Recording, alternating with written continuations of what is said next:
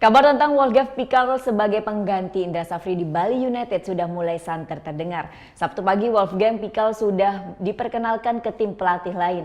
Yang jelas Bali United harus segera mencari pengganti Indra Safri karena pelatih timnas U19 ini akan segera belusukan mencari pemain ke seluruh daerah.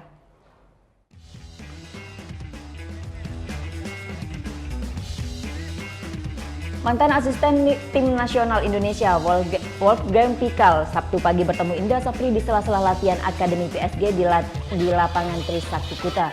Wolfgang sempat menjadi kandidat pelatih timnas U19 sebelum akhirnya PSSI memilih Indra Safri.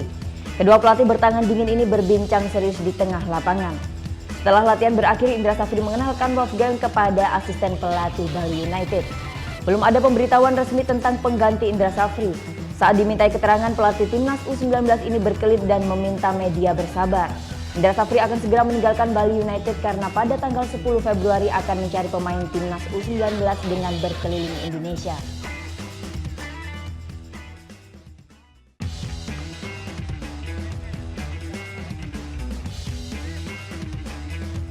Oke, sekarang udah. Udah selesai kan nontonnya? Nah, jadi jangan lupa buat like, komen, dan subscribe ya.